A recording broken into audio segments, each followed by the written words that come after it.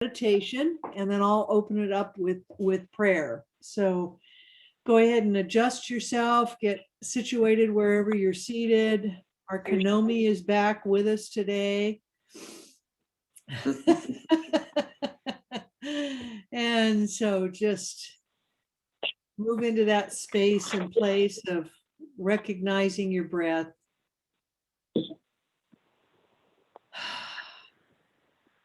And maybe even take a nice deep breath and give a sigh with that. Sometimes it feels so good to let that sigh out. And if there's anything troubling or discomforting you in this moment, as you breathe in positivity, and as you exhale, release and let go of anything that is disturbing.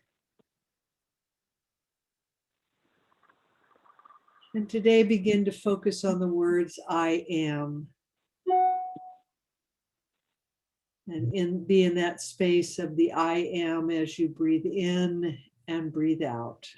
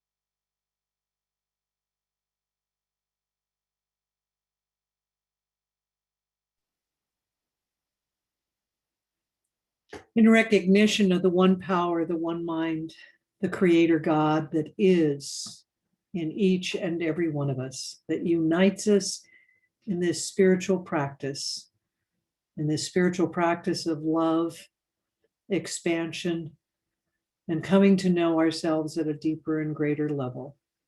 And so it is with a grateful heart that I just know whatever needs to be known today is known, whatever needs to be shared is shared, and whatever needs to be revealed is indeed revealed. And that not the process that we enjoy and that we expand in each and every morning continues with us throughout the whole entire day. And so I give thanks for this gathering of individuals who have said yes to their spiritual practice. And I just release this and let it go in complete and total gratitude, knowing it is already done as I have stated it. And so it is. Well, good morning, everyone. This morning's definition comes from the Ernest Holmes New Thought Dictionary. And the word that we're working with today is fear. And Ernest Holmes' definition of it is faith negatively applied. And I thought that was a very interesting definition when I found that. And you'll notice that some of the definitions come from Fillmore, some come from Holmes, some come just off of Merriam-Webster's or Oxford's dictionary. And so I kind of sprinkled them throughout whenever I could find a new thought interpretation for our words. I have used that. And I thought that was, when I read that, it was like, yes, that's a perfect definition. Our quote this morning also comes from Ernest Holmes in the Science of Mind text. But what is fear? Nothing more nor less than the negative use of faith. Faith misplaced. A belief in two powers instead of one. A belief that there can be a power opposed to God who influence and ability may bring us evil. And of course, what that's really all about is duality, when we allow our fear to take over in place of our faith. And the Bible reading this morning comes from Hebrews 13:6. The Lord is my shepherd, and I will not fear what man may do to me. So our affirmation, and let's say our affirmation together, even though we're muted: I am protected by the universe. And that happens and transpires for any of us, regardless of where we are, what we are protected by the universe. And your practice for today is to write and mail a thank you note. That may come from somebody that you discovered on the last couple of days of writing that you wanted to give express a thank you to. It could be somebody from several years ago. One of the nicest thank you letters I ever got was from a former employee who, about 10 years after he had worked for me, sent me a note that just expressed how much the influence I had had on him professionally. And I was just stunned when I got it. And it made me feel so good that 10 years later he was still expressing gratitude. So it's the practice of expressing thank you that we or the gratitude that we want to get into. This morning's reading is from You Have the Power: Choosing Courage in Our Culture of Fear. And I will send those out to you later on today. And so here is our reading for the day. The possibility of seeing fear anew and the monumentous consequences of this shift awakened for me, frankly, one night in Nairobi, Kenya. There with my daughter, Anna, I met the Reverend Timothy Nijoya, who had done something that until that evening I believed no human being could do. As punishment for preaching a pro-democracy message, even in the face of repeated threats by a dictatorial government, 7 armed assailants appeared one night at his door. A slight, agile man, despite all he's been through, Reverend Nijo playfully acted out for us what happened next. As he described his fingers being sliced off, his belly slashed open, he was chuckling. Me? My heart was beating wildly in my chest. Then he told us that as he lay on the floor, certain that he was dying, he began to give his treasures away to his attackers. To one, his favorite Bible, to another, his library, and so on. What? I thought, how can this be? How could anyone not respond with sheer terror and life-preserving aggression to such brutality? So I asked, but Reverend Nujoya, how were you not overcome by fear? Sitting deep in cushioned armchair, his sweet face framed by a stiff white priest collar, the Reverend paused for only a moment. Then he said, fear is an energy that comes from inside us, not outside. It's neutral, so we can channel it into fear, paranoia, euphoria, whatever we choose. He rose out of his chair. Imagine a lion, he said, crouching. When a lion sees prey or predator, it senses fear first. But instead of lunging blindly in defense or in attack, he recoils. The Reverend moved back, leaning on his left leg and crouching low. The lion pauses a moment, targets his energies, then he springs. We can do the same. We can harass our would-be fears, harmonize our energies, and channel them into courage. His whole body, his whole life seemed to tell us, yes, this is possible. The Reverend's response was that of generosity in the face of brutality, so moved by his assailants that it was they who rushed him to the hospital where doctors saved him. His ability to rechannel his energy of fear saved his life. So today's journaling that we're going to focus on is I was afraid when. And I'll put my timer on and I'll let you know when it's 7 minutes.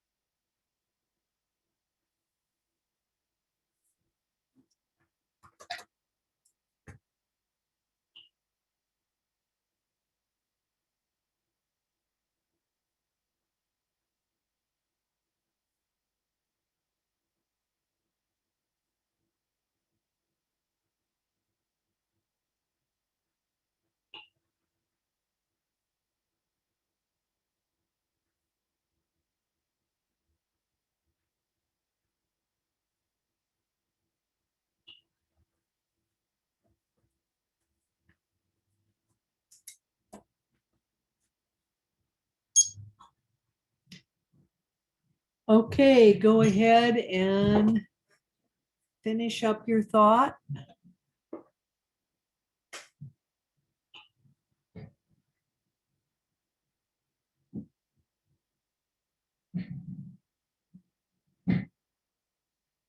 Terry, you're muted and you're talking. I was talking to my dog. Oh. I thought you were starting to share what you had written. I could share what I wrote. Okay, go ahead. I wrote about 2 times. Once when I was younger and my house was broken into with me there. I was very fearful then and I froze. And finally was able to get up and get out the front door.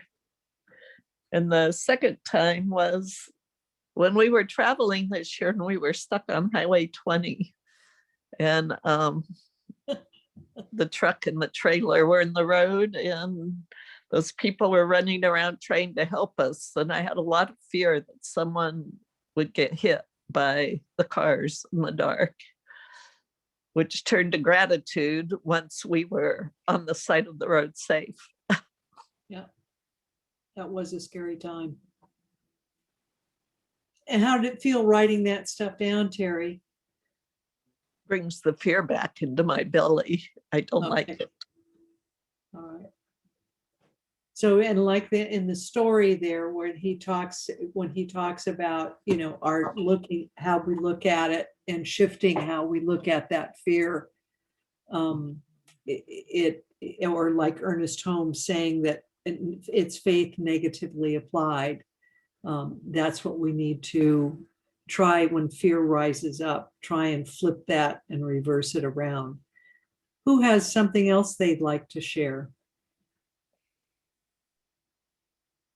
Crystal? So my fears actually came earlier this week when my boys are in Texas. I think all of you know that. And I woke up one night in the middle of the night, and there's some precursors to this, but basically I woke up with just this sudden fear that they were in the cold and without heat, without anything to like make sure they were safe. I actually woke up and I was just crying and I couldn't stop for a while. I was just stuck in that place of I can't do anything. I am here, they are there. And there's that part where you're like struggling as a parent. It's that weird thing where you're like, okay, I've given them the skills they need to be amazing human beings, but can they do this, So it was a really big, tough thing with myself. But then I just said, well, what can you do? You can't do anything just right now physically for them. What can you do? And so I just went into prayer and I just, pictured them safe and warm. And I just kept like pushing my love and energy and warmth to them to like surround them and keep them warm.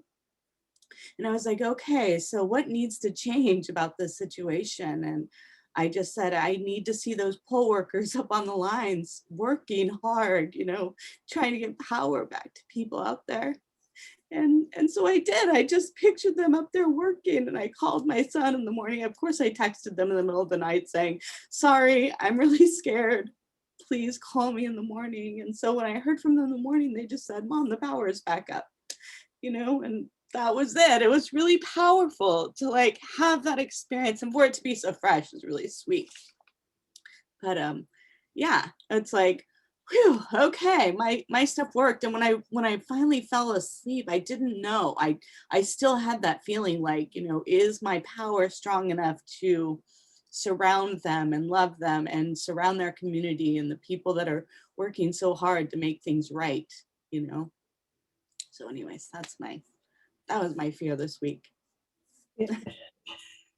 The one of the things that we need to sometimes remember is fear creates fight or flight, or freeze, the mechanism that comes in. And when I was working with people on the campfire, a lot of that fight or freeze was expressed by them. And just a simple thing that we need to move from the back of the head, the amygdala, to the front of the head, which is where our brain is, so that we can let that stuff go. There's two activities that you might do, and one is just simply taking your toes and going right to left and curling your toes, left foot, right foot, left foot, and you can do this anywhere. And the other one is to breathe in on one nostril and then breathe out on the other nostril. And it brings us back to the frontal, which gets us out of that fear, fight or flight response to a given fear or a given situation. But thank you for sharing that. That's a great story of how you used the power of the divine to create what it was that you wanted. Anyone else have something they would like to share about fear?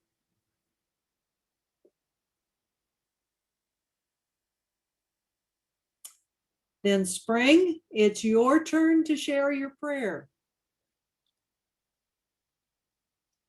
And you're muted. Yeah, you're muted, Spring. So unmute yourself.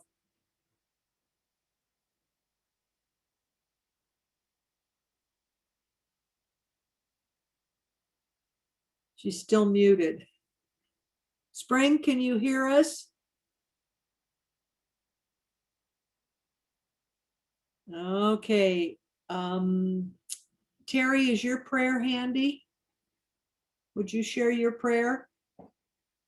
We need to unmute you. There, perfect. My prayer's not handy, but I can pray. Okay. Can't remember what do you the hear me topic now? was. Yeah. Now we can hear you, Spring. Thank you.